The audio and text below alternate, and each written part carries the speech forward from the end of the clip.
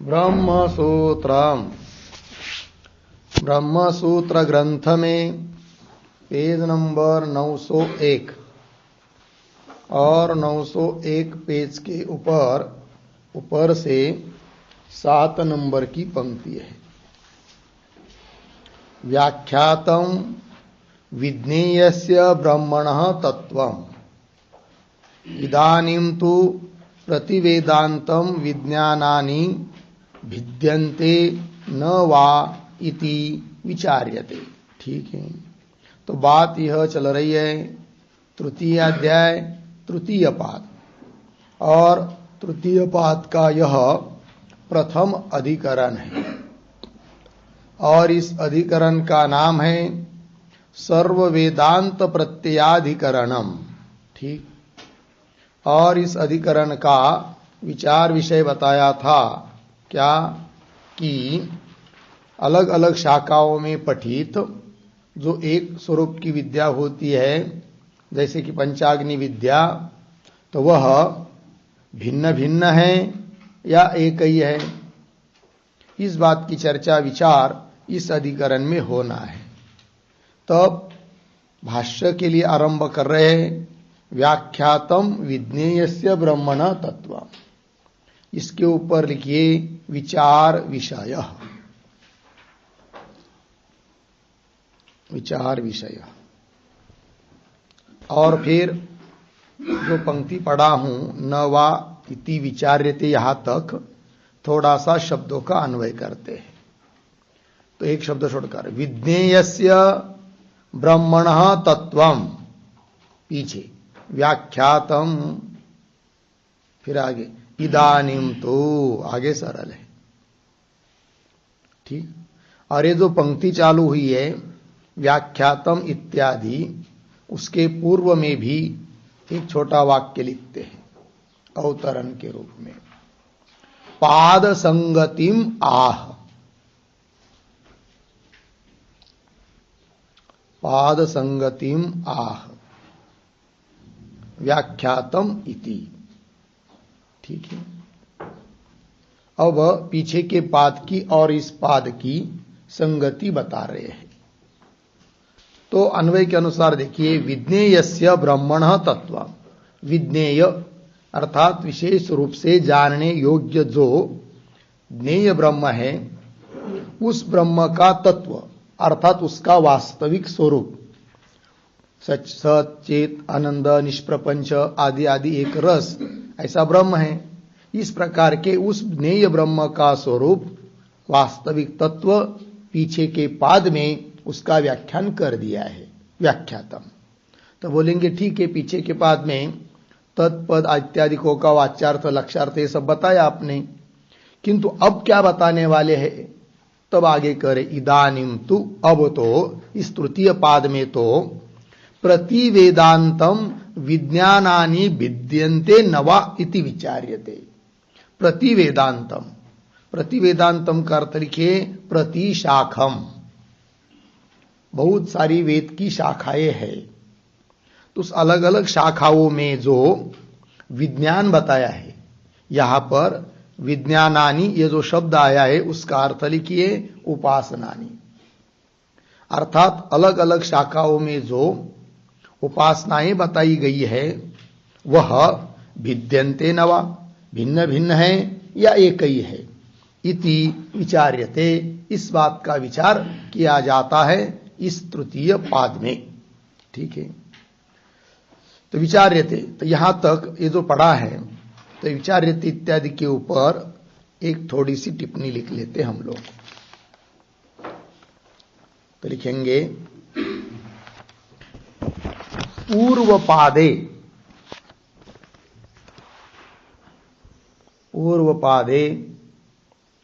तत्वं पदार्थ विवेकः कृतः। तत्वं पदार्थ विवेकः कृतः, अर्धविराम। इह तत्फलम वाक्यार्थ ज्ञानम, तत्फलम वाक्यार्थ ज्ञानम। आगे उद्धरण चिन्ह में आनंदादयः प्रधानस्य, आनंदादयः प्रधानस्य। ब्रह्मसूत्र 3:3:11, 3:3:11। आगे उद्धरण चिन्ह बंद। इति सूत्रेण अपुनरुक्त अपेक्षित, अपुनरुक्त अपेक्षित तत्पद तद्वाच्यार्थ, तत्पद तद्वाच्यार्थ उपसंहारेण, उपसंहारेण। कौंस में लिखिए अपुनरुक्त बराबर, अपुनरुक्त बराबर पूर्व में अकथित, पूर्व में अकथित और अपेक्षित, अपेक्षित तत्पद, तत्पद और तत्पद वाच्य अर्थ का, तत्पद वाच्य अर्थ का उपसंहार से, उपसंहार से निर्धारण किया जाता है, निर्धारण किया जाता है। कौंस बंद। आगे निर्धार्यते इति फल फलिभाव संगति ही, फल फलिभाव संगति ही। कौंस में लिखिए हेतु हेतुमद्भाव संगति ही, हेतु हेतुमद्भाव संगति ही। कौंस बंद। आगे अस्ति पूर्ण विराम। आगे सगुण वाक्यार्थ विद्या चिंता, सगुण वाक्यार्थ विद्या चिंता तु तद्विद्यानाम, तद्विद्यानाम चित्तैकाग्र्य द्वारा, चित्तैकाग्र्य द्वारा निर्गुण ज्ञान साधनत्वात्, निर्गुण ज्ञान साधनत्वात् क्रियते, क्रियते इति मंतव्यम। ठीक, देखो भाई अर्थ। तो पूर्व पादे अर्थात पीछे के पाद में, तृतीय अध्याय की द्वितीय पाद में क्या बताया और अब क्या बताना है, इसका स्पष्टीकरण कर रहे हैं। तो पूर्व पादे तत्वम पदार्थ विवेक कृत, तत्पद और त्वम पद का अर्थ का विवेचन किया। उन दोनों पदों का वाच्यार्थ क्या है, लक्ष्यार्थ क्या है, इन सब बातों का विचार किया। इह अब तत्फलम, वाक्य पदों के अर्थों का ज्ञान होने के बाद वाक्यार्थ ज्ञान होता है।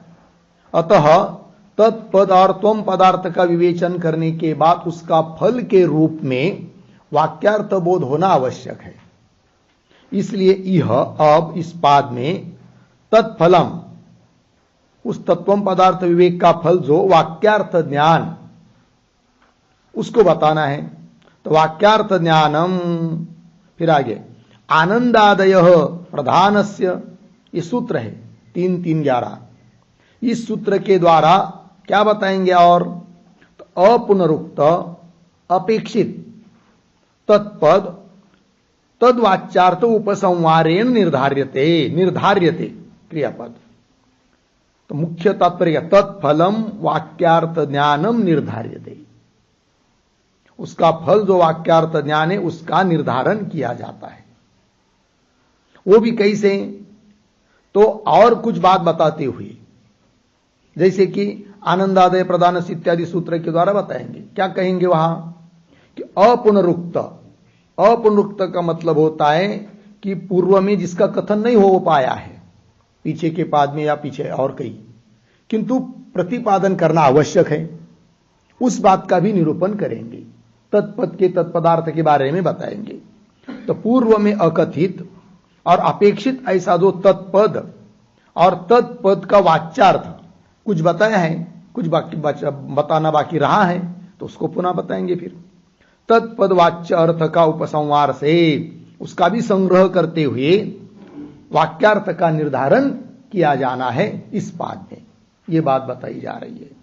अतः दोनों पादों की संगति बन जाती है फल फलिभाव संगति।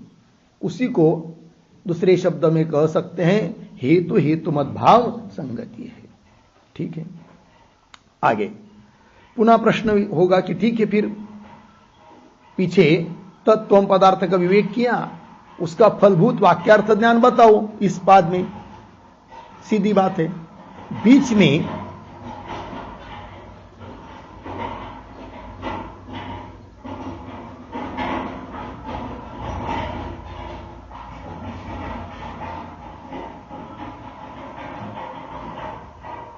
खड़म खड़म आवाज आ रहा है ना। चलो, तो क्या बात चल रही है? तो तत्वम पदार्थ का विवेक पीछे के पाद में बताया है और उसका फल वाक्यार्थ ज्ञान बताना है, तो वो बता दो फिर इस पाद में। बीच में सगुण उपासना के बारे में जो चर्चा की जा रही वो किस लिए, ये प्रश्न होता है। तो वही करें, सगुण वाक्यार्थ विद्या चिंता। सगुण ब्रह्म का प्रतिपादन करने वाले वाक्य और उन वाक्यों का अर्थ जो विद्या उपासना, उनकी चिंता, चिंता अर्थात विचार, अर्थात सगुण ब्रह्म विषयक जो उपासनाएं हैं उनका विचार क्यों करना है फिर, तो उसका कारण बता रहे। चिंता क्रियते, क्रिया अंतिम आया था ना, क्रियते, क्यों उसके पीछे आया है क्रियते के पहले, निर्गुण ज्ञान साधनत्वात्। ठीक है, सगुण वाक्यार्थ विद्या चिंता अर्थात सगुण ब्रह्म की उपासना, इसलिए उसका निरूपण करना है कि वह निर्गुण ज्ञान का साधन है। तो बोलेंगे निर्गुण ज्ञान का साधन सगुण उपासना कैसी हो पाएगी? तब बीच में दिया है क्या कि तू तद विद्या नाम चित्तैकाग्र्य द्वारा, वो जो सगुण उपासना है वह वो करेंगे तो चित्त की एकाग्रता बढ़ेगी, अंतर्मुख होगा चित्त, मतलब एकाग्र हो जाएगा। और चित्त एकाग्र होगा तभी उस चित्त में निर्गुण ब्रह्म ज्ञान हो सकता है। तात्पर्य मोक्ष के लिए कारण जो निर्गुण निराकार ब्रह्म का ज्ञान, वह उस चित्त में होता है जो चित्त एकाग्र हुआ है और शुद्ध हुआ है, मल विक्षेप रहित हुआ है। और वह चित्त, उस प्रकार का चित्त प्राप्त तब होता है जब उपासना की जाती है। अतः बीच में सगुण उपासनाओं का भी प्रतिपादन करना है। उन प्रकार के सगुण उपासनाओं का विचार करेंगे, उपासना करेंगे। सगुण वाक्यार्थ का, वाक्यों का अर्थ जो उपासना है, सगुण उपासना जिसको कहते हैं, उन उपासना का अनुष्ठान करेंगे तो चित्त एकाग्र होगा, मल विक्षेप रहित होगा। तब उस चित्त में निर्गुण ब्रह्म विद्या उत्पन्न होगी, फिर उससे मोक्ष की प्राप्ति होगी। अतः ये सगुण ब्रह्म विषयक जो उपासनाएं हैं उनका भी विचार होना आवश्यक है। अतः उसका विचार बीच में कर रहे हैं। ठीक है, चलिए फिर तद विद्या नाम चित्तैकाग्र्य द्वारा, चित्त की एकाग्रता के माध्यम से वह विद्या भी निर्गुण ज्ञान का साधन है। अतः उस सगुण विद्या का भी विचार इस पाद में करना है, ये बात है। ठीक है, चलिए आगे चलते हैं। इदानीं तु प्रतिवेदांतम विज्ञानानि भिद्यन्ते नवा इति विचार्यते। आगे चलिए। ननु विज्ञेयं ब्रह्म पूर्वापरादि भेद रहितम एक रसम सैंदव घनवत अवधारितम तत्र कुतः विज्ञान भेदा भेद चिंतावसर, प्रश्न चिन्ह। तो ये जो पंक्ति है ननु इत्यादि, उसके ऊपर लिखिए आक्षेप।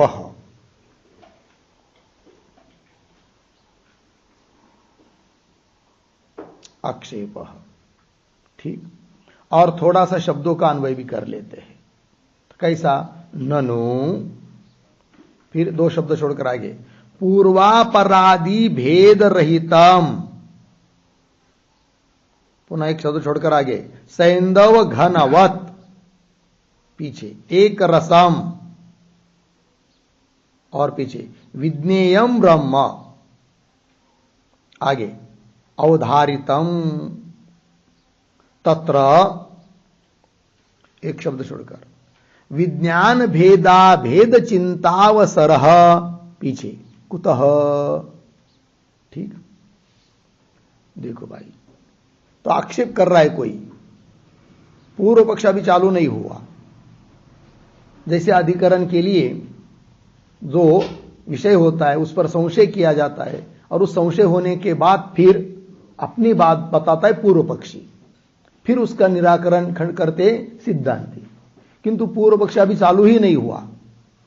जब ये पीछे के वाक्य में इस अधिकरण का विचार विषय बता दिया, और विचार इस अधिकरण का विचार का विषय क्या है वो बताया, क्या कि विज्ञानानि विद्यन्ते नवा, ये बात बताई। और विज्ञानानि शब्द का अर्थ कर दिया है उपासनानि। किंतु आक्षेप करने वाला जो है वह विज्ञानानि शब्द का अर्थ उपासना है ऐसा समझ नहीं पाया, अतः उसको वह आक्षेप कर रहा है कि फिर वो विज्ञानानि शब्द का अर्थ क्या समझ रहा है कि जिसके कारण वह आक्षेप कर रहा है कि नहीं। तो इस बात को समझने के लिए ननु के पहले एक वाक्य लिखते हैं अवतरण के रूप में।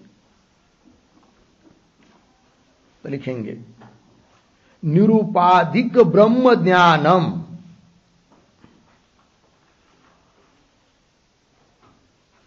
निरूपाधिक ब्रह्म ज्ञानम भेदाभेद विचार विषयत्वेन,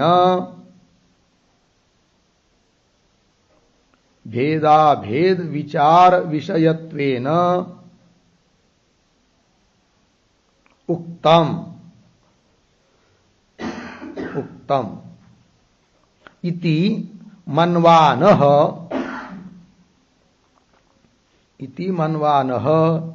आक्षिपति ननु इति मन्वानः आक्षिपति ननु इति। ठीक है, देखो भाई अर्थ। आक्षेप करने वाला समझ रहा है कि निरूपाधिक ब्रह्म ज्ञान, निरूपाधिक है कौन? ब्रह्म।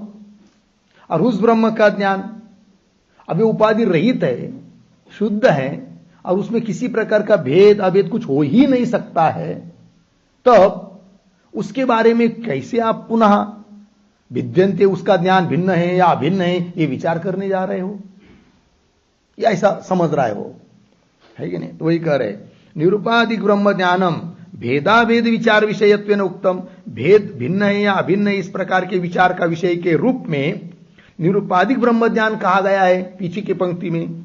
ऐसा मानने वाला, ऐसा समझने वाला आक्षेप कर रहा है कि वो कहता है निरूपाधिक ब्रह्म के बारे में वो जो ज्ञान है वो तो एक ही प्रकार का होगा, उसमें तो भेदाभेद हो ही नहीं सकता है, तो कैसा आप उसका विचार करने जा रहे हो, ऐसा आक्षेप कर रहा है वो। ठीक है, ननु अन्वय के अनुसार ननु पूर्वापरादि भेद रहितम पहला विशेषण हुआ, सैंदव घनवत दृष्टांत है, फिर एक रसम एक विशेषण है, किसका?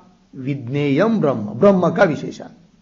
कैसा ब्रह्म है वो बोल रहा है कि ननु पूर्वापरादि भेद रहितम।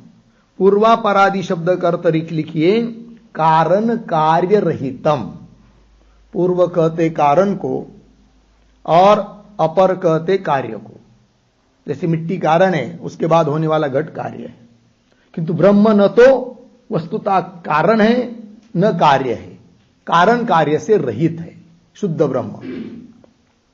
तो पूर्वापरादि भेद रहितम। और कैसा है ब्रह्म भाई? सैंदव घनवत, जैसे नमक का ढेला, उसमें नमक के अलावा और कुछ भी नहीं होता है, केवल नमक और आगे पीछे अंदर बाहर नमक ही होता है, एक रस होता है, दूसरा रस उसमें है ही नहीं है। उसी प्रकार एक रसम, कौन? विज्ञेयम ब्रह्म, जानने योग्य, विशेष रूप से जानने योग्य ब्रह्म, वह तो एक रस है कि नहीं? एक रसम अवधारितम, और इस बात का निश्चय पीछे कर चुके हैं।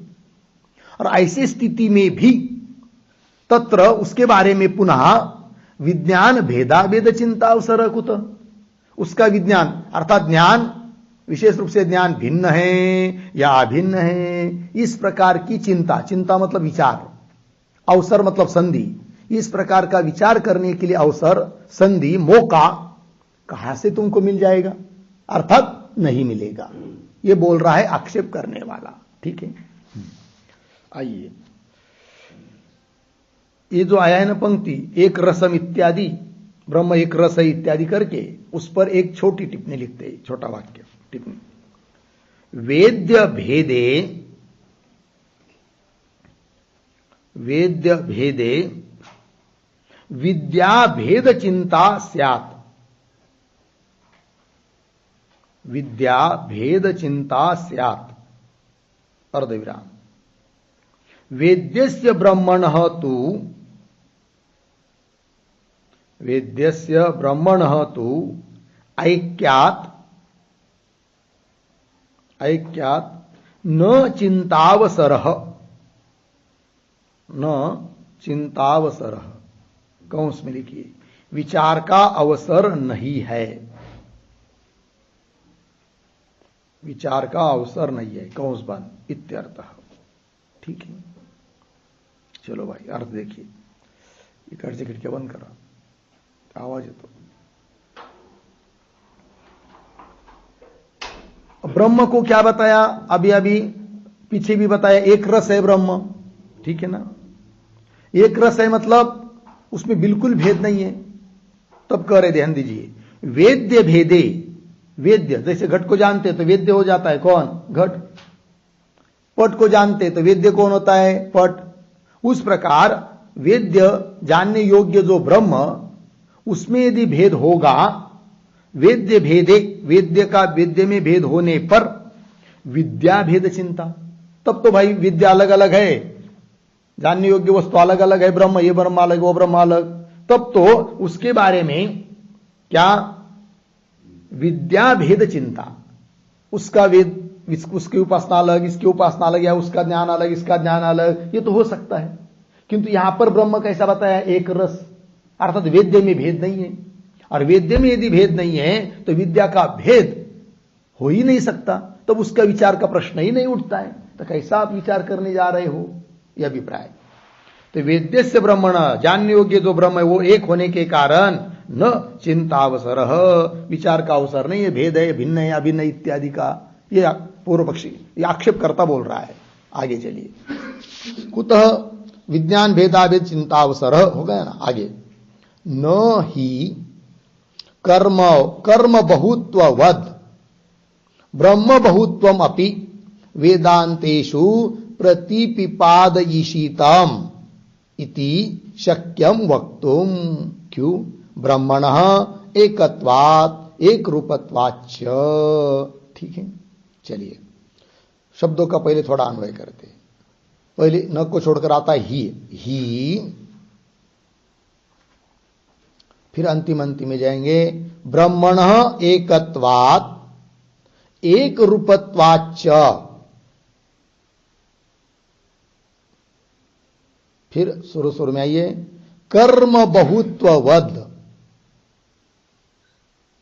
ब्रह्म बहुत्वम अपि वेदांतेषु प्रतिपादिशितम इति। एक शब्द छोड़कर आगे, वक्तुम, फिर वाक्य के आरंभ में न, फिर आगे शक्यम। ठीक है, देखो भाई, पीछे के वाक्य में बताया था कि विज्ञान के, ज्ञान के भेदाभेद का चिंता के लिए, विचार के लिए अवसर रही नहीं है। कैसे? उसी का स्पष्टीकरण कर रहा है आक्षेप करता ही, क्योंकि यतो ही ब्रह्मणः एकत्वात् एक रूपत्वाच्च, ब्रह्म एक है और एक रूप है, एक धर्म मतलब एक रूप है और कोई धर्म उसमें नहीं है, एक धर्म वाला है, सच्चिदानंद घन बस उतना ही है और कोई धर्म उसमें नहीं है।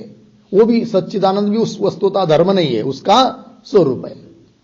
तो ब्रह्मण एकत्वात् एक रूपत्वाच्च, एक और एक रूप होने के कारण क्या जी, कर्म बहुत्ववत् ब्रह्म बहुत्वम अपि वेदांतेषु प्रतिपादिशितम इति वक्तुम न शक्यम।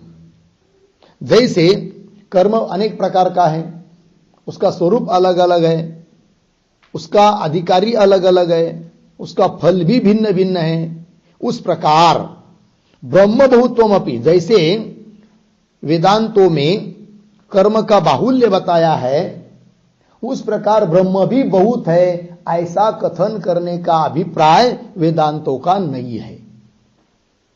वही करे तो कर्म बहुत्ववत् ब्रह्म बहुत्वमपि वेदांतेषु, ब्रह्म भी अनेक प्रकार का ऐसा वेदांतों में उपनिषदों में प्रतिपादिशितम, प्रतिपादन करने के लिए अभिष्ट है, इष्ट है, इच्छित है, इति वक्तुम न शक्यम, ऐसा बोल नहीं सकते। क्यों? हेतु दिया है। क्या हेतु दिया?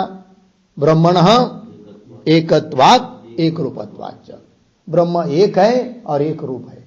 यदि ब्रह्म नाना होता तो नाना प्रकार का उसका ज्ञान बताया जा सकता था, किंतु ब्रह्म तो एक ही है, उसका नाना प्रकार का ज्ञान हो नहीं सकता। अच्छा, एक प्रकार का होने पर भी यदि उसके धर्म अलग अलग होते तब तो उन धर्मों को लेकर अलग अलग प्रकार का ज्ञान बताया जा सकता था, किंतु उसके धर्म भी अलग अलग नहीं है, एक रूप है, वो एक है और एक रूप है। अतः कर्म की तरह नाना प्रकार का ब्रह्म और उसका ज्ञान कहने का अभिप्राय उपनिषदों का नहीं है। तो भी आप उसका विचार करने जा रहे, उसका ज्ञान ब्रह्म का ज्ञान भिन्न है क्या भिन्न है, ये कैसा कर रहे हो, ऐसा कह रहा है आक्षेप करता। ठीक, चलिए, ब्रह्मण एकत्वात् एक रूपत्वाच्च, तो ये जो एक पद आया ना एक रूपत्वाच्च, एक रूपत्वात् के पूर्व में एक छोटा वाक्य लिखिए उतारा, दोनों के बीच में एकत्वात्, उसके बाद में एक रूपत्वात्, एक रूपत्वात् के पहले लिखेंगे ब्रह्म ऐक्ये अपि, ब्रह्म ऐक्ये अपि धर्म भेदात्, धर्म भेदात् चिंता, चिंता कौंस में लिखिए भेदा भेद विचार, कौंस बन इति अतः आह, इति अतः एक रूपत्वाच्च इति, एक रूपत्वाच्च इति। ठीक, और एक रूपत्वात् इसका भी अर्थ लिखिए निर्धर्मत्वात् इत्यर्थ। एक रूपत्वात् इसका अर्थ है निर्धर्मत्वात्।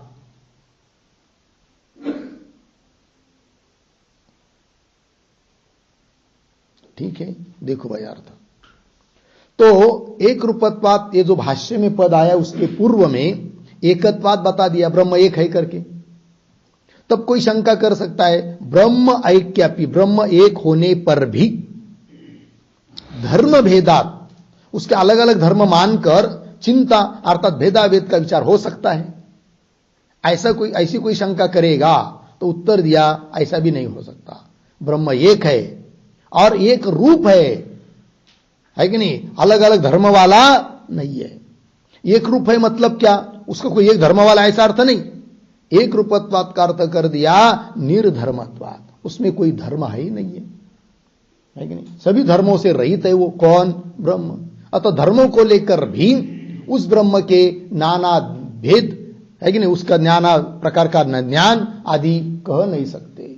और यदि नहीं कह सकते तो ऐसे उस निर्गुण ब्रह्म के बारे में उसका ज्ञान भिन्न है या अभिन्न है, इस प्रकार का विचार आप करने कैसे जा रहे हो, क्यों प्रवृत्त हो रहे हो, यह आक्षेप कर रहा है आक्षेप करता। ठीक है, चलिए आगे चलिए। न च एक रूपे ब्रह्मणि अनेक रूपाणि विज्ञानानि संभवन्ति, है कि नहीं, और स्पष्ट कर रहा है वो एक रूपे ब्रह्मणि, ब्रह्म कैसा है, एक रूप है, एक रस है, सभी धर्मों से रहित है, है कि नहीं? तो एक रूपे ब्रह्मणि, ऐसे उस ब्रह्म के बारे में अनेक रूपाणी विज्ञानानि न संभवंती, न का अन्वय इधर है, वाक्य के आरंभ में जो न है, तो अनेक विज्ञान मतलब अनेक प्रकार का ज्ञान संभव नहीं है, क्योंकि ब्रह्म एक रूप है कि नहीं?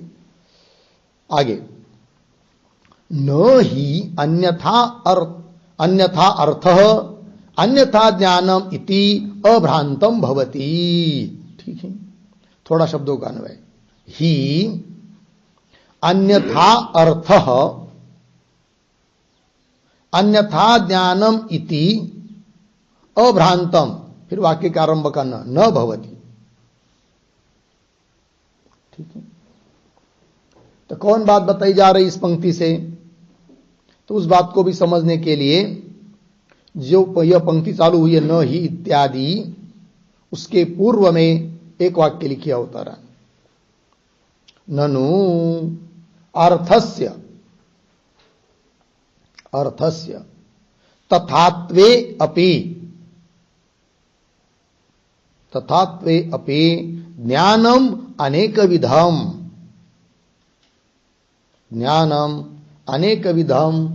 किम न स्यात् अर्धविराम तयोः भेदात् इति आशंक्य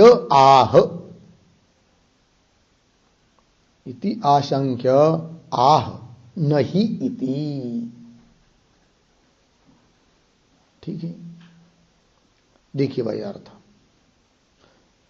शंका कर रहा है कोई कि ननु अर्थस्य तथात्वे अपि, अभी पीछे के भाष्य पंक्ति में कहा था कि एक रूप ब्रह्मणि, ब्रह्मरूप एक अर्थ में अनेक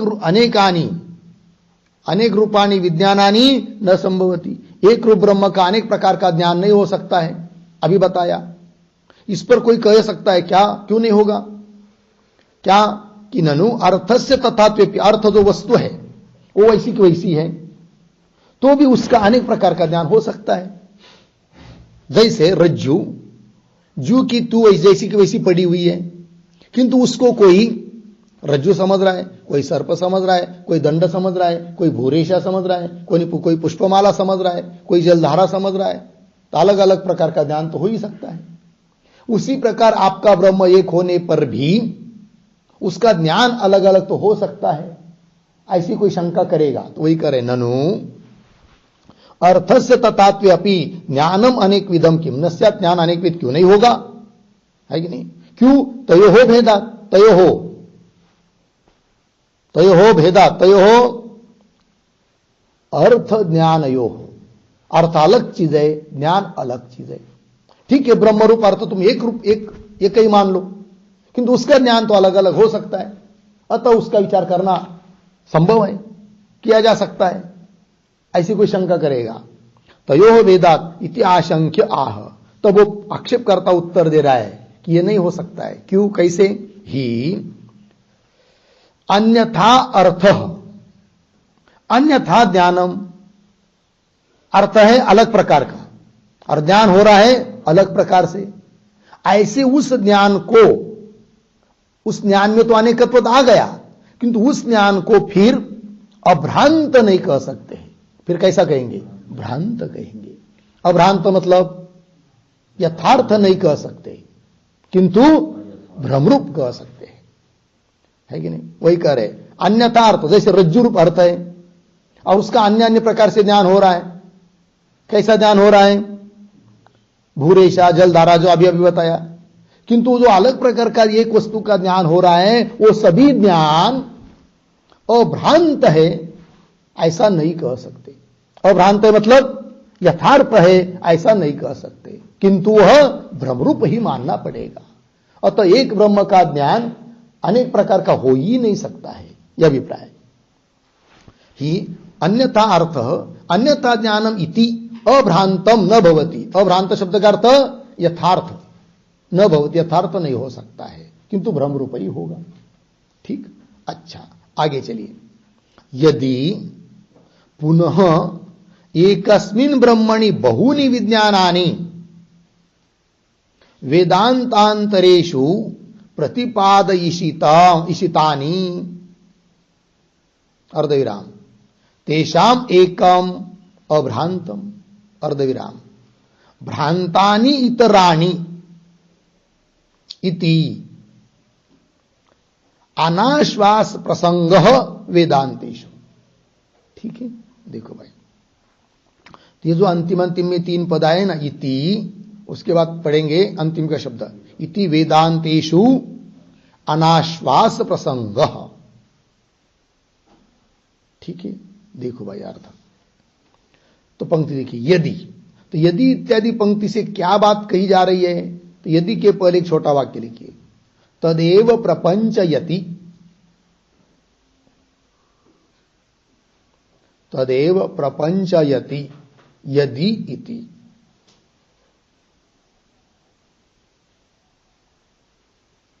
ठीक है, देखो भाई, मतलब उसी का स्पष्टीकरण कर रहे, किसका? जो पीछे के वाक्य में बताया है। क्या बताया था? अन्य अर्थ है और उसका अन्य प्रकार से ज्ञान वो यथार्थ नहीं हो सकता है। ठीक है, तो उसका कह रहे यदि पुनः ऐसा मानेंगे कदाचित, कैसा कि एकस्मिन् ब्रह्मणि बहूनि विज्ञानानि, ब्रह्म तो एक है किंतु उसके ज्ञान बहुत हैं, और उन बहुत ज्ञानों में से क्या करेंगे? एक ज्ञान को यथार्थ मानेंगे, बाकी के ज्ञान को अयथार्थ मानेंगे, तब तो अनेक ज्ञान तो हो जाएगा। और फिर उसका ज्ञान भिन्न है, अभिन्न है, अलग अलग है या नहीं, इसका विचार करना तो ठीक ही है। इस प्रकार से ऐसा कोई कहेगा, जैसे कि रज्जु के बारे में अनेक प्रकार का ज्ञान हो रहा है। किसी को ज्ञान हुआ इयम रज्जु, दूसरे किसी को ज्ञान हुआ इयम माला, अयम दंड, अयम सर्प, अलग अलग ज्ञान हुआ। उन वस्तु तो एक ही है ना, उसमें तो कोई अंतर नहीं हुआ, किंतु जो अनेक प्रकार के ज्ञान हुए उसमें से एक ज्ञान इयम रज्जु, यह ज्ञान तो यथार्थ है और बाकी के ज्ञान अयथार्थ है। उस प्रकार भी यहां ब्रह्म तो एक है, उसके अनेक प्रकार के ज्ञान मान लेंगे, उसमें एक यथार्थ मानेंगे, बाकी अयथार्थ मानेंगे, तब तो अनेक प्रकार के ज्ञान हो जाए, हो गए। और फिर अनेक प्रकार के हुए, फिर वो ज्ञान भिन्न या भिन्न, इस प्रकार का विचार किया जा सकता है। ऐसा यदि कोई कहता है तो उसके लिए उत्तर दे रहा है वो आक्षेप करता।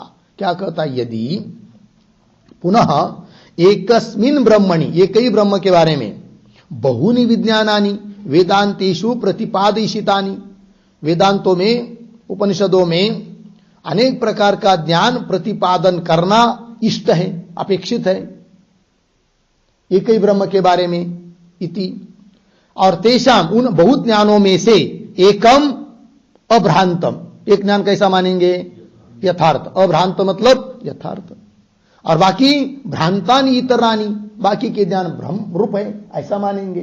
भ्रांतानि इतराणि इति, ऐसा मान लेंगे तो है कि नहीं? तब तो काम बन जाएगा। ऐसा यदि कोई कहता है तो उसके लिए उत्तर दे रहा, आक्षेप करता, ऐसा नहीं कह सकते। क्यों? इति, ऐसा यदि कहोगे तो होगा क्या?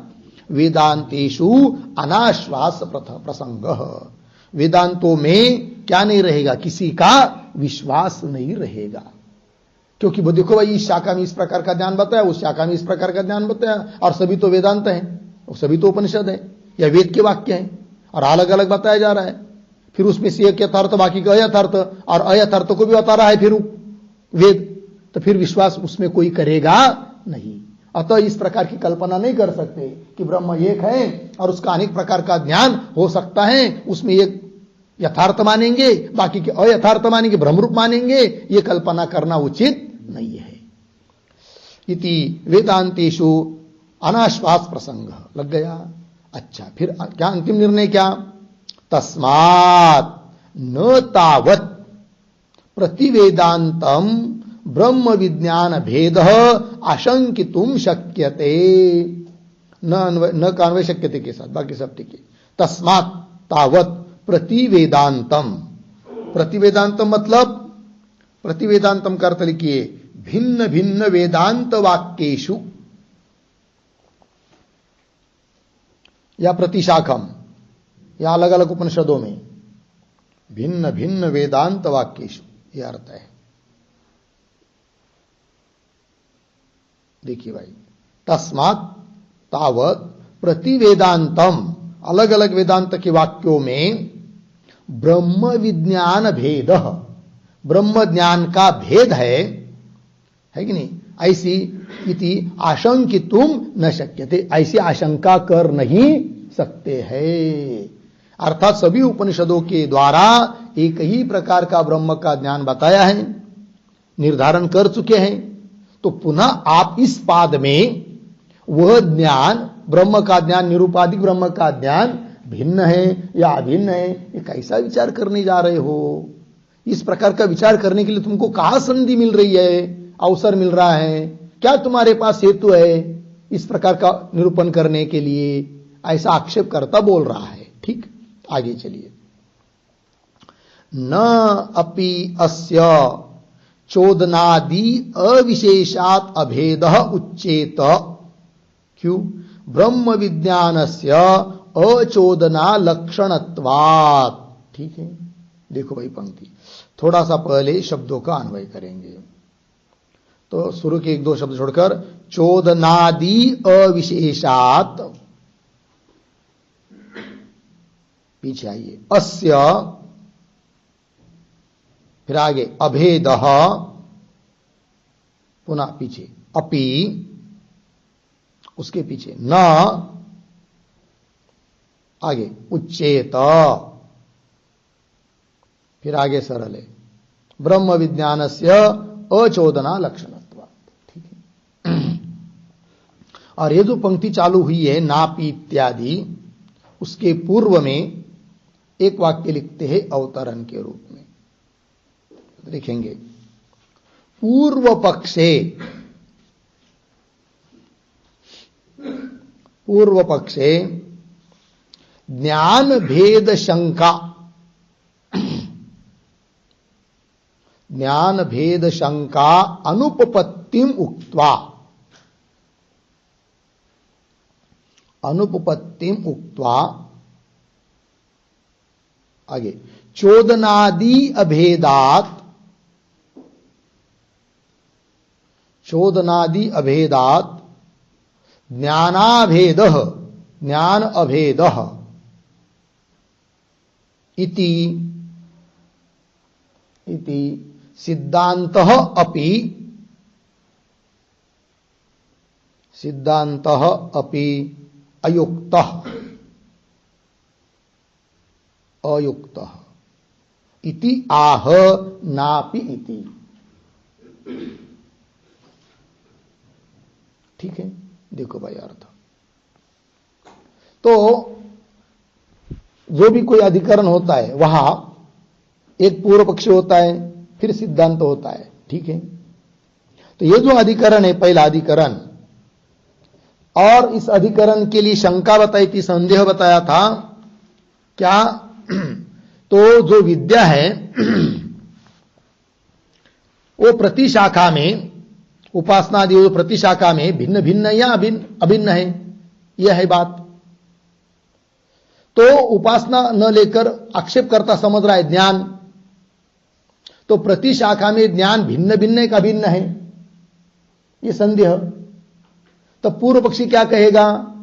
ज्ञान भिन्न भिन्न है, किंतु ज्ञान को, निरुपाधिक ब्रह्म के ज्ञान को भिन्न भिन्न कहना है कि नहीं, ये ठीक नहीं है, जबकि पूर्व पक्षी कह रहा है कि नहीं? भिन्न भिन्न ज्ञान ये कौन कहेगा? पूर्व पक्षी। किंतु पूर्व पक्षी को यह बात करना, बोलना ही ठीक नहीं है कि निरुपाधिक ब्रह्म का ज्ञान भिन्न भिन्न है करके। और इतना ही नहीं, कदाचित पूर्व पक्षी बोलेगा कि ज्ञान भिन्न भिन्न है, फिर उसका उत्तर देंगे सिद्धांती क्या? कि ज्ञान का अभेद है। क्यों? चोदना का अभेद होने से, चोदना मतलब विधि वाक्य, उसका अभेद होने से ज्ञान का अभेद है। किंतु इस प्रकार का सिद्धांतियों का उत्तर देना भी उचित नहीं है, क्योंकि ब्रह्म चोदना का विषय नहीं है। ये बोल रहा है कौन? आक्षेपकर्ता। अतः आक्षेपकर्ता का अभिप्राय यह है कि इस अधिकरण के लिए जो भी कोई ज्ञान का भेद बताने वाला पूर्व पक्ष है, उसका भी कहना ठीक नहीं है। और चोदना का विधि वाक्यों का अभेद होने से ज्ञान में अभेद है, इस प्रकार का यदि सिद्धांती उत्तर देते हैं तो भी उनका कहना ठीक नहीं है, क्योंकि ब्रह्म ज्ञान चोदना का विषय नहीं है। वही देखिए अवतरण में लिखा, पूर्व पक्ष में ज्ञान भेद शंका, ज्ञान के भेद की शंका करना उचित नहीं है। अनुपपत्ति उक्त्वा, अभी तक बता दिया है कि नहीं, उक्त्वा। फिर चोदनादि अभेदात, चोदनादि का भेद होने से ज्ञान का अभेद है, ऐसे यदि सिद्धांति बताते हैं तो वह भी उनका कहना ठीक नहीं है। क्यों? ब्रह्म ज्ञान चोदना का विषय नहीं। चोदना मतलब विधि वाक्य, उस विधि वाक्य का विषय नहीं है। और यह बात पीछे बता चुके हैं सिद्धांति तत्व समन्वय इत्यादि में कि ब्रह्म ज्ञान विधि वाक्यों का विषय नहीं है। फिर आप कैसा विधि वाक्य का विषय होगा? हो ही नहीं सकता।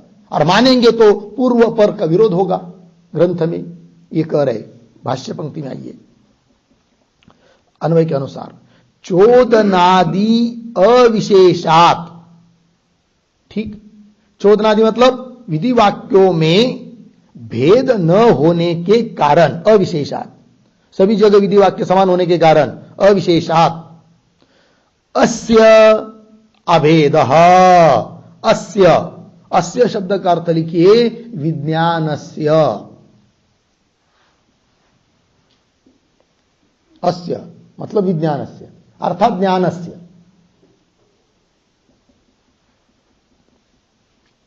अस्य अभेदः, इस विज्ञान का अभेद है, यह भी अपि न उच्चेत, यह भी सिद्धांति बोल नहीं सकेंगे। क्यों?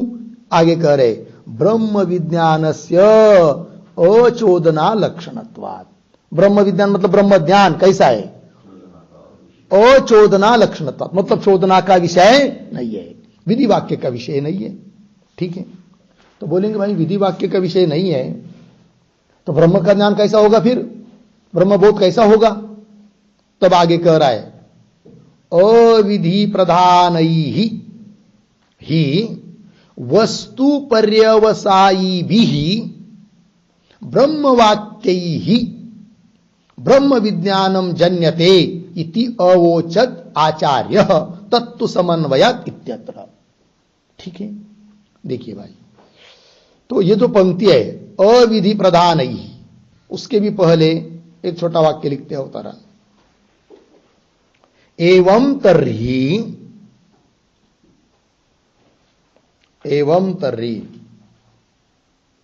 सूत्रकार विरोध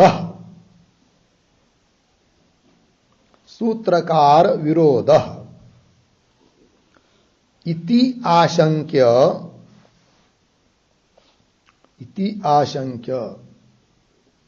सूत्रकारस्य अपि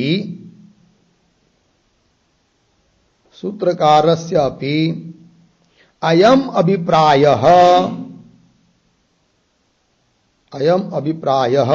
न भवति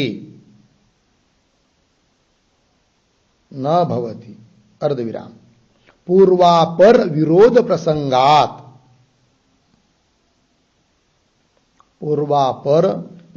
प्रसंगात इति आह अविधि इति। ठीक है, देखो भाई अर्थ, एवं तर्हि मतलब अभी पीछे के वाक्य में बताया ना, भाष्य वाक्य में, ब्रह्म विज्ञानस्य अचोदना लक्षणत्वात्, ब्रह्म ज्ञान चोदना का विषय नहीं है, ये बताया। और यदि ऐसी बात है चोदना का विषय नहीं है तो एवं तर्हि सूत्रकार के साथ विरोध होगा, ऐसी कोई शंका करेगा। क्योंकि ये जो सूत्र आ रहा है, पहला सूत्र, उसमें लिखा है उत्तरार्ध में चोदनादि अविशेषात, है कि नहीं, और आप कह रहे हैं चोदना का विषय नहीं है वही वगैरह वगैरह, तो सूत्रकार आदि के साथ क्या होगा? विरोध। तो सूत्रकार विरोध इति आशंका, ऐसी कोई शंका करता है तब कहते हैं सूत्रकारस्य अपि अयम अभिप्राय न भवति, किंतु सूत्रकार का भी यह अभिप्राय नहीं है। कौन सा? कि ब्रह्म ज्ञान चोदना का विषय है, ऐसा अभिप्राय सूत्रकार का नहीं है। यदि सूत्रकार का ऐसा अभिप्राय मानेंगे, कैसा? कि ज्ञान ब्रह्म ज्ञान यह चोदना का विषय, विधि वाक्य का विषय है, तब तो पूर्व पर के साथ विरोध होगा। वही कह रहे पूर्वापर विरोध प्रसंगात, क्योंकि पूर्व में तत्व समन्वय इत्यादि जगह में क्या कहा है कि किसी भी चोदना का विधि वाक्य का विषय नहीं है ब्रह्म ज्ञान, और अभी कहेंगे विधि वाक्य के विषय, तो पूर्वापर क्या होगा? विरोध। अतः सूत्रकार का यह अभिप्राय नहीं है कि ब्रह्म ज्ञान चोदना का विषय है। फिर ब्रह्म ज्ञान कैसा होगा भाई? तब कह रहे अविधि प्रदान ही विशेषण है, ही वस्तु पर्यवसायी भी, ये भी विशेषण है। किसका? ब्रह्म वाक्य ही इसका। तो ब्रह्म वाक्य मतलब ब्रह्म का बोध कराने वाले तत्वमसि इत्यादि वाक्य। कैसे वो वाक्य? अविधि प्रदान है, जिसमें विधि विधान प्रधान नहीं है कि नहीं? विधि जिसमें प्रधान नहीं है, ऐसे वो वाक्य है, अविधि प्रदान ही। और कैसे भाई? वस्तु पर्यवसायी भी, वस्तु अर्थात वास्तविक तत्व ब्रह्म तत्व, उसका बोध कराने में ही जिनका अभिप्राय है, जिनका पर्यवसान है, ऐसे वो वाक्य है। तो वस्तु पर्यवसायी भी ब्रह्म वाक्य ही, ऐसे उन तत्वमसि आदि ब्रह्म वाक्यों के द्वारा ब्रह्म विज्ञानम जन्यते, ब्रह्म ज्ञान उत्पन्न होता है, न कि चोदना रूप वाक्य से।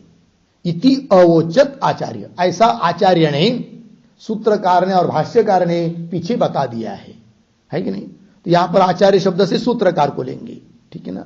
इति अवोचत कह दिया है, किसने? आचार्य ने। आचार्य अवोचत, आचार्य ने बता दिया है। कहां पर? तत्तु समन्वयात इत्यत्र, यहां पर बता दिया है। लग गया इतना? इति आगे चलिए फिर। तत् कथम इमाम भेदाभेद चिंताम आरभते इति, ठीक है ना? अब आक्षेप जो चल रहा था ननु से लेकर, उसका यह अंतिम का वाक्य है। वो कह रहा है, थोड़ा शब्दों का अन्वय करेंगे। तत्, एक शब्द छोड़कर, इमाम भेदाभेद चिंताम,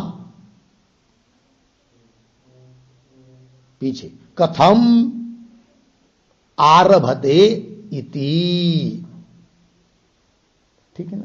तत्, यदि ऐसी स्थिति है तो इमाम, यह भेदाभेद चिंता, ब्रह्म ज्ञान भिन्न है या अभिन्न है, इस प्रकार की चिंता, चिंता अर्थात विचार, कथम आरभते, कैसा आप आरंभ कर रहे हो इस पाद में कि भिन्न है अभिन्न है, यह आरंभ कैसा कर रहे हो, कैसा प्रतिपादन करने जा रहे हो, जबकि निरूपाधिक ब्रह्म का विज्ञान भिन्न हो ही नहीं सकता है, तब तो भी आप उसका विचार कैसा करने जा रहे हो, भिन्न है क्या भिन्न है करके। इस प्रकार का आक्षेप किया, आक्षेप करता नहीं। लग गया? आगे चलिए। इति तद उच्चते, मिल गया? तद उच्चते, इसके ऊपर लिखिए समाधानम, उस आक्षेप का उत्तर दे रहे हैं। क्या है? तद उच्चते सगुण ब्रह्म विषया प्राणादि विषया च इयम विज्ञान भेदाभेद चिंता इति अदोषः, ठीक है? थोड़ा शब्दों का अन्वय करते हैं। तद उच्चते, इसके बाद बीच में जाएंगे आगे, इयम विज्ञान भेदाभेद चिंता, पीछे सगुण ब्रह्म विषया प्राणादि विषया च, फिर अंतिम में इति अदोषः, ठीक है? उत्तर दे रहे उस आक्षेपकर्ता को, है कि नहीं? तो क्या उत्तर देना है? तो ये जो पंक्ति चालू हुई ना, तद उच्चते, उसके पीछे एक वाक्य लिखते हैं अवतरण,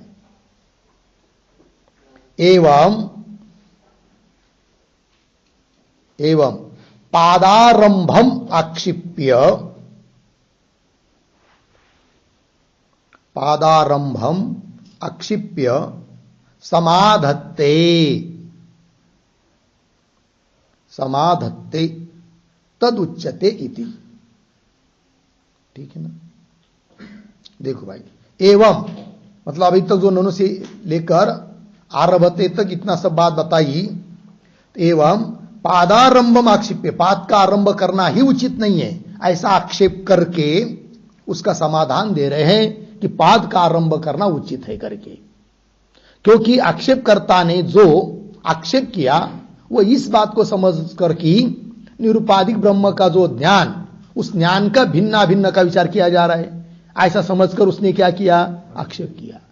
किंतु उत्तर देना है उसको, अरे भाई यहां पर विज्ञान शब्द का अर्थ उस निरुपाधिक ब्रह्म का ज्ञान नहीं है, अपितु विज्ञान शब्द का अर्थ है उपासना। और वो सगुण ब्रह्म के बारे में जो उपासना है वह अलग अलग शाखा में बताई हुई भिन्न भिन्न है कि अभिन्न है, इसका विचार किया जा रहा है। अतः पाद का आरंभ करना अनुचित नहीं है किंतु उचित है। ठीक है, पंक्ति देखिए, तद उच्यते, क्या, इयम विज्ञान भेदाभेद चिंता। विज्ञान, विज्ञान मतलब यहां पर उपासना, उपासना के बारे में जो भेद भिन्न भिन्न है या अभिन्न है, यह चिंता, यह विचार जो है वो किस विषयक है, सगुण ब्रह्म विषय, सगुण ब्रह्म विषयक है और प्राणादि विषयक है, इसलिए अदोष, कोई दोष नहीं है। अर्थात हां, पाद का आरंभ करना अनुचित नहीं है किंतु उचित ही है, यह बात। तो यहां पर एक शब्द है प्राणादि, आदि शब्द है ना, तो आदि शब्द से क्या लेंगे, तो लिख लीजिए, आदिना पंचाग्नि दहर शांडिल्यादय गृह्यन्ते। प्राणादि, ऐसा आदि शब्द है ना, तो आदिना पंचाग्नि दहर शांडिल्यादय गृह्यन्ते, अर्थात प्राणादि विद्या, पंचाग्नि विद्या, दहर विद्या, शांडिल्य विद्या, इन सबका ग्रहण करना है। ठीक है, आइए और एक पद आए, इयम भेदाभेद, इयम विज्ञान भेदाभेद चिंता इत्यादि पंक्ति है ना, उस पर एक छोटी सी टिप्पणी लिखते हैं, लिखेंगे, सगुण विद्यासु एव, सगुण विद्यासु एव भेदाभेद चिंता, भेदाभेद चिंता, कौंस में लिखिए, भेदाभेद विचार, भेदाभेद विचार, कौंस बन, आगे, क्रियते अर्धविराम, निर्गुण विद्यायाम तु, निर्गुण विद्यायाम तु ऐक्यम सिद्धम, ऐक्यम सिद्धम इति, इति वाच्यार्थ रूप गुणोपसंहार मात्रम, वाच्यार्थ रूप गुणोपसंहार मात्रम क्रियते वाक्यार्थ निर्णयाय इति भाव, वाक्यार्थ निर्णयाय, वाक्यार्थ निर्णयाय इति भाव। ठीक, देखो भाई अर्थ, तो सगुण विद्यासु एव, सगुण विद्या के बारे में ही भेदाभेद चिंता, भेदाभेद का विचार किया जाता है। निर्गुण विद्यायाम, निर्गुण ब्रह्म विद्या के बारे में तो ऐक्यम, एकता, एकता ही है, यह सिद्ध हो चुका है, ऐक्यम सिद्धम इति, ऐसा होने से फिर क्या किया जा रहा है, वाच्यार्थ रूप जो गुण, उस गुणों का उपसंहार मात्रम क्रियते, तत्पद का वाच्यार्थ जो है उसके गुणों का उपसंहार मात्र यहां पर किया जाता है, वो भी किस लिए, वाक्यार्थ निर्णयाय, वाक्यार्थ निर्णय करने के लिए, ये बात है। अतः कोई दोष नहीं, ये हुआ। आगे चलिए, आगे भाष्य में, अत्र ही कर्मवत उपासनानाम भेदाभेदौ संभवतः, अर्धविराम, कर्मवत एव च उपासनानि दृष्ट फलानि अदृष्ट फलानि च उच्यन्ते, अर्धविराम। क्रम मुक्ति फलानी च कानिचित सम्यक ज्ञानोत्पत्ति द्वारेण, पूर्ण विराम। ठीक है। और ये जो अंतिम अंतिम आया ना, 2-3 शब्द उच्चंते के आगे थोड़ा सा अन्वय उसका, उच्चंते उसके बाद में च, एक शब्द छोड़कर, च कानिचित सम्यक ज्ञानोत्पत्ति द्वारेण, फिर पीछे क्रम मुक्ति फलानी। ठीक है। चलिए पूरे वाक्य का अर्थ देखिए। अत्र ही, ठीक ना, अत्र, अत्र मतलब क्या? अत्र शब्द का अर्थ लिखिए सोपाधिक ब्रह्मणि, सोपाधिक ब्रह्म के बारे में ही। क्या जी? कर्मवत उपासनानाम भेदा भेदौ संभवतः। जैसे कर्म के अनेक प्रकार के क्या है? भेद है। उसी प्रकार उपासनाओं के भी भेद, अभेद आदि आदि बहुत सारे भेद संभव है। ठीक है ना। सगुण ब्रह्म के बारे में, सोपाधिक ब्रह्म के बारे में, तो उपासना नाम भेदा भेदो संभवतः, भेदाभेद का संभव है, इसलिए उसका विचार करना ठीक भी है। और आगे कर्मवद एव च, क्यों भेदाभेद संभव है? उसको कह रहे कर्म की तरह ही, कर्मवद एव ही, कर्मवद एव च उपासनानि दृष्ट फलानी अदृष्ट फलानी च उच्चन्ते। जैसे कर्मों में बहुत प्रकार है, उसमें कुछ कर्म ऐसे है कि जिसका फल दृष्ट है, कुछ कर्म ऐसे है कि जिनका फल अदृष्ट है। उसी प्रकार उपासना भी बहुत प्रकार की है। कुछ उपासनाओं का फल दृष्ट है, कुछ उपासनाओं का फल अदृष्ट है, और कुछ उपासनाओं का फल तो ज्ञान भी है, जिसको क्रम मुक्ति कहते हैं। दे रहे देखिए, कर्मवदेव च उपासनानि दृष्ट फलानी, कुछ उपासना दृष्ट फल वाली है, कुछ अदृष्ट फलानी च उच्चन्ते, और कुछ तो ऐसी है उपासना च कानिचित, कुछ उपासना तो ऐसी है क्या? सम्यक ज्ञानोत्पत्ति द्वारे न, कुछ उपासना करेंगे तो धीरे धीरे अंतःकरण शुद्धि आदि होकर फिर क्या होगा? सम्यक ज्ञान उत्पन्न होगा, फिर मोक्ष मिल जाएगा। तो क्रम मुक्ति फल वाली है कुछ उपासनाएं। तो कानिचित सम्यक ज्ञानोत्पत्ति द्वारे, सम्यक ज्ञान, सम्यक ज्ञान का अर्थ लिखिए तत्व ज्ञान, तत्व ज्ञान की उत्पत्ति के द्वारा क्रम मुक्ति फलानी, क्रम मुक्ति फल वाली कुछ उपासनाएं। अतः जैसा कर्मों का बहुत भेद है, उस प्रकार उपासनाओं का भी भेदाभेद संभव है। अतः उसका विचार यहां करना आवश्यक है। ठीक है। क्रम मुक्ति फलानी लगा इतना। आगे चलिए। तेषु एषा चिंता संभवती, अतः तेषु, तेषु मतलब इस प्रकार के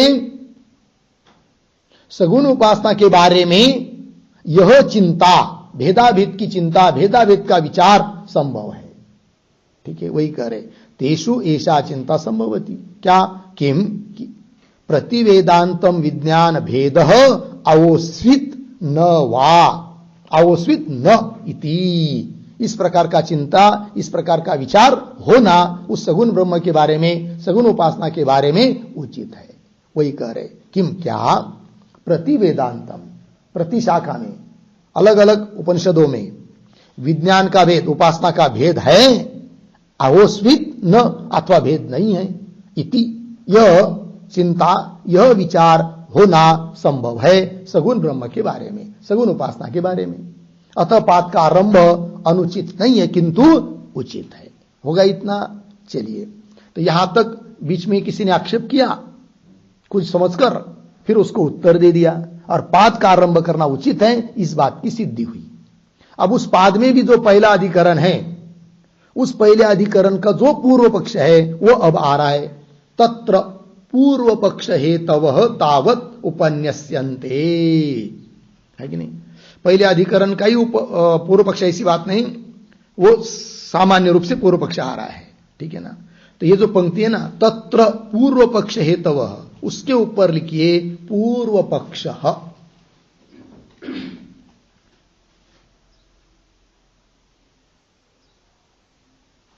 ठीक है। हाँ, तब देखिए आगे। तत्र पूर्व पक्ष हेतवः तावत् उपन्यस्यन्ते, नाम्नः तावत् भेद प्रतिपत्ति हेतुत्वम प्रसिद्धम ज्योतिरादिषु। ठीक है, थोड़ा शब्दों का अन्वय करेंगे।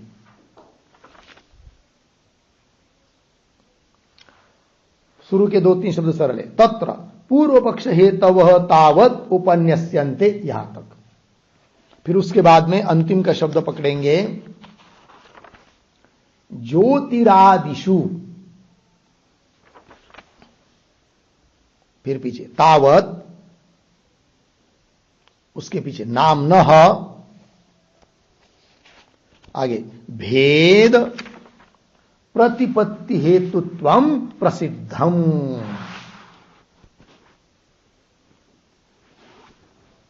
ठीक, देखो भाई अर्थ। तत्र पूर्व पक्ष हेतवः तावत् उपन्यस्यन्ते, तो पूर्व पक्षी जो हेतु देता है उन हेतुओं का उल्लेख करते हैं। और पूर्व पक्षी हेतु किस बात के लिए देगा कि हरेक उपनिषद में, हरेक शाखा में उपासना भिन्न भिन्न है, इस बात को सिद्ध करने के लिए हेतु देगा कौन? पूर्व पक्षी। लेकिन कौन वो हेतु है कि जिसके बल पर वो भिन्न भिन्न उपासना को सिद्ध करने का प्रयास करेगा? तो इस बात को समझने के लिए जो पंक्ति पहली पढ़ी है, तत्र पूर्व पक्ष हेतवः, इसके आधार पर एक टिप्पणी लिखते हैं।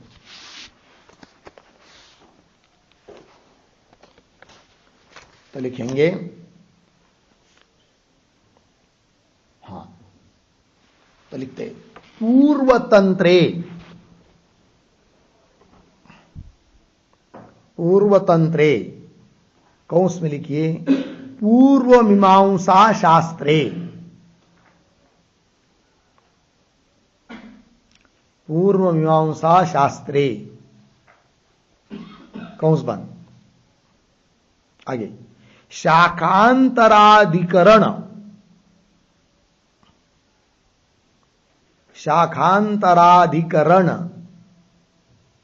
पूर्व पक्ष सूत्रम, पूर्व पक्ष सूत्रम डैश देकर आगे उद्धरण चिन्ह में उस सूत्र को लिखिए। नाम रूप धर्म, नाम रूप धर्म विशेष, नाम रूप धर्म विशेष पुनरुक्ति, नाम रूप धर्म विशेष पुनरुक्ति, निंदा, शक्ति, समाप्ति वचन, समाप्ति वचन, प्रायश्चित्तानि,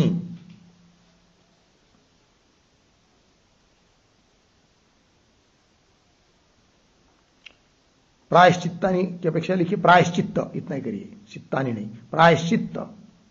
आगे अन्यार्थ दर्शनात्, प्रायश्चित्तान्यार्थ दर्शनात्,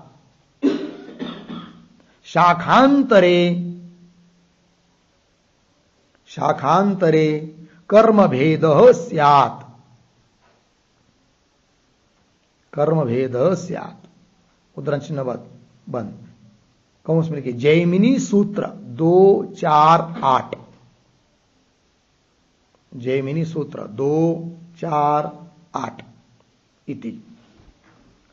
आगे ये कौंस बंद हुआ ना, आगे कौंस में लिखिए इसका अर्थ नाम रूप धर्म विशेष पुनरुक्ति,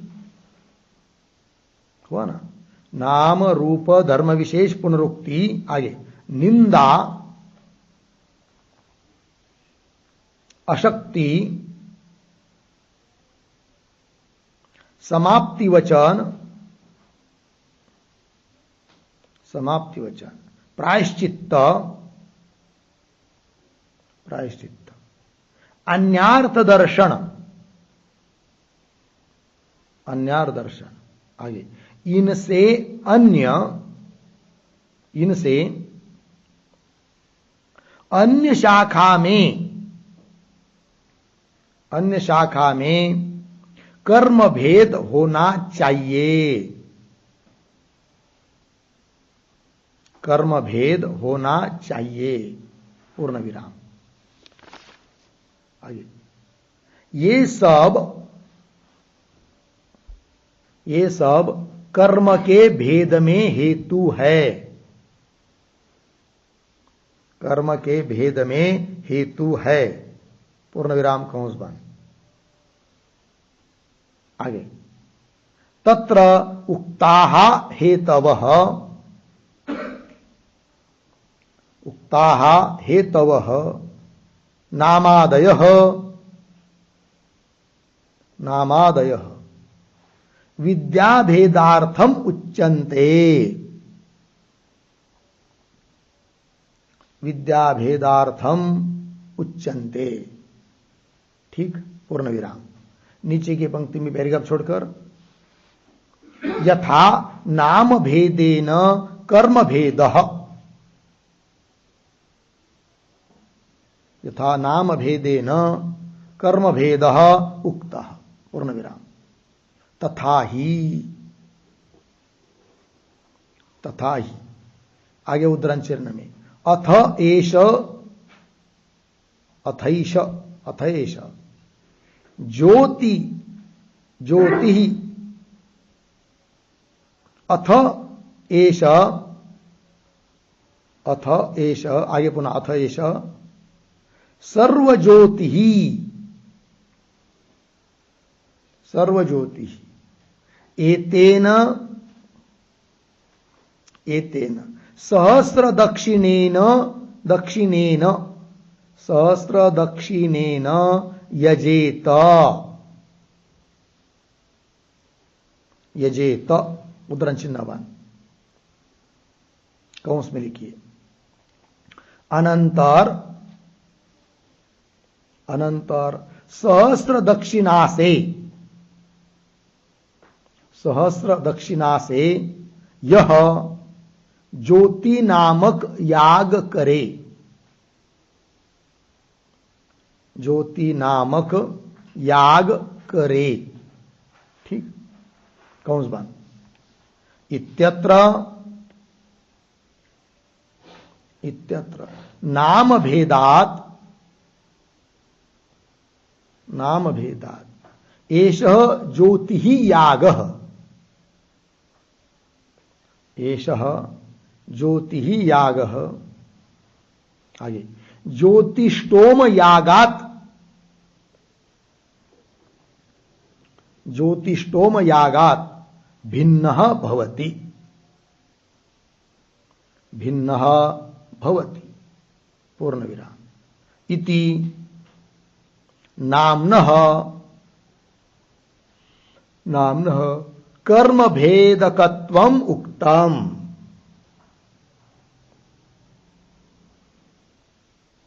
कर्म भेदकत्वम उक्तम।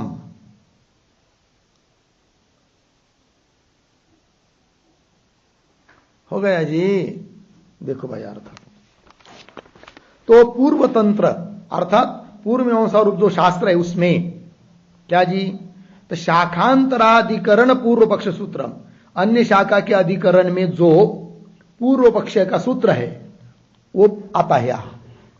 वो क्या है वो पूर्व पक्ष का सूत्र वहां पर भी, तो नाम रूप धर्म विशेष पुनरुक्ति निंदा शक्ति समाप्ति वचन प्रायश्चित्ता, प्रायश्चित्त अन्यार दर्शनाच, अन्यार दर्शनात् शाखांतरे कर्म भेद स्यात्। अन्य अन्य शाखा में बताया हुआ जो अलग अलग कर्म है वो भिन्न भिन्न है। बोलेंगे क्यों, इतने कारण दिए। क्या, नाम, नाम का भेद होने से, रूप मतलब उसके स्वरूप का भेद होने से, धर्म विशेष अलग अलग होने से, पुनरुक्ति होने से, क्योंकि डबल बताया इसका मतलब अलग है ये बात। निंदा की है इसका मतलब उसकी स्तुति या वहां पर इसकी निंदा, इसका मतलब वो अलग है या अलग है निंदा। अशक्ति, समाप्ति वचन, प्रायश्चित्त, अन्यार दर्शन, इतने सारे हेतु देता है वो कौन, पूर्व पक्षी। किस बात के लिए, हर एक शाखा में कर्म भिन्न भिन्न है इस बात को बताने के लिए। इनसे इतने सारे हेतु से क्या, अन्य शाखा में कर्म भेद होना चाहिए, अन्य अन्य शाखा में बताया हुआ जो कर्म है वो अलग अलग होना चाहिए, ऐसा। ये सब कर्म के भेद में हेतु है, ऐसा बताया है। उसमें तत्र सबसे पहला बताया क्या, नाम।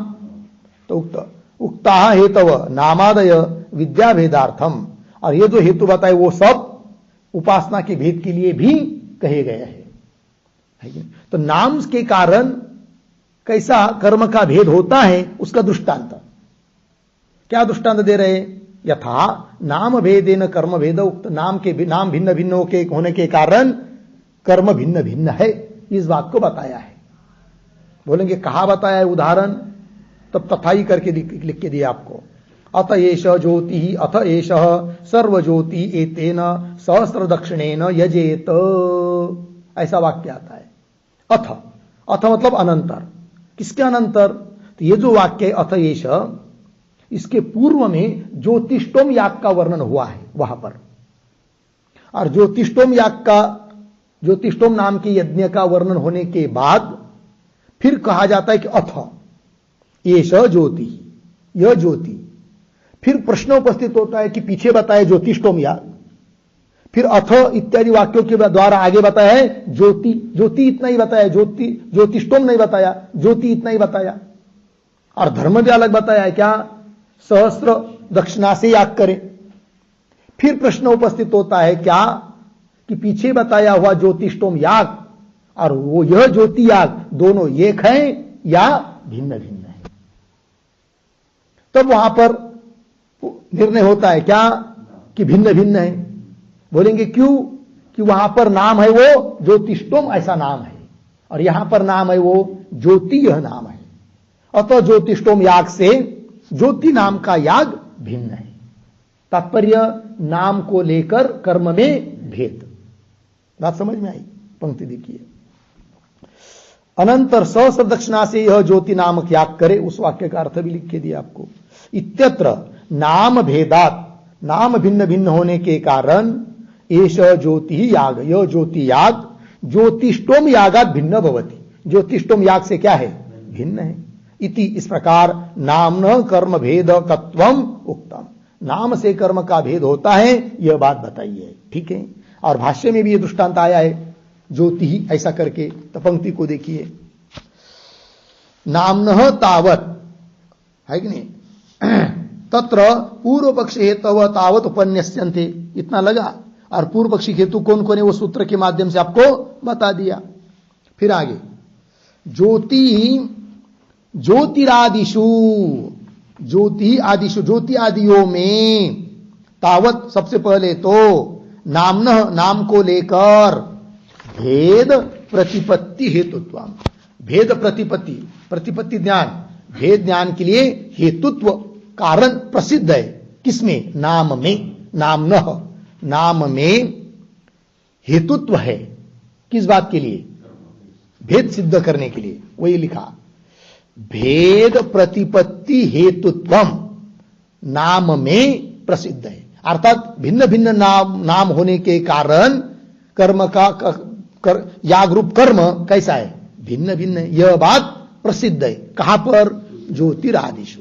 और वो वाक्य आदि आपको लिख दिया और नाम बता दिया, ज्योतिष्टोम और ज्योति अलग अलग करके। ठीक, चलिए आगे।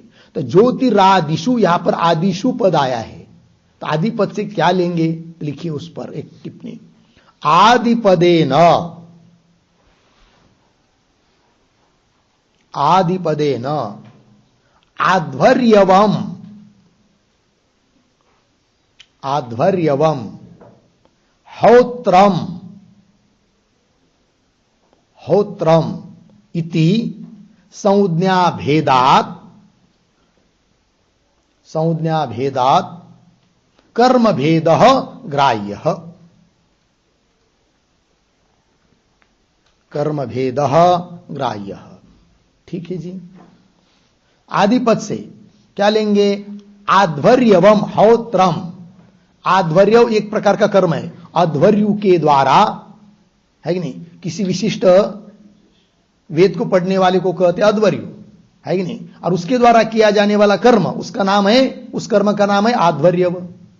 और होता के द्वारा, होता है कि नहीं, होता विशिष्ट मंत्र को पढ़ने वाला होता, उसके द्वारा जो कर्म किया जाता है उसको कहेंगे हौत्र कर्म। फिर प्रश्न उठेगा कि औध्वर्य कर्म और हौत्र कर्म ये दोनों एक है क्या भिन्न भिन्न है?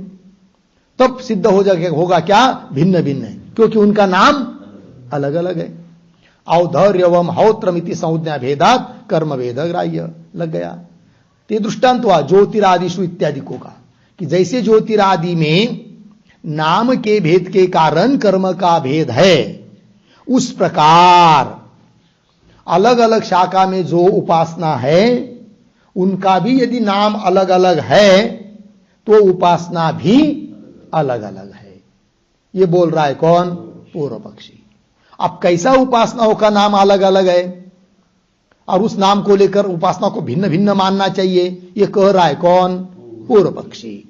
तो वो दे रहा है फिर उपासनाओं का नाम अलग अलग कैसा है, क्या है, सिद्ध है कि नहीं? दृष्टांत हुआ। अब दृष्टांत में बता रहा है अस्ति चात्र इत्यादि, किंतु इस अस्ति इत्यादि पंक्ति का विचार हम लोग कल करेंगे। ठीक है।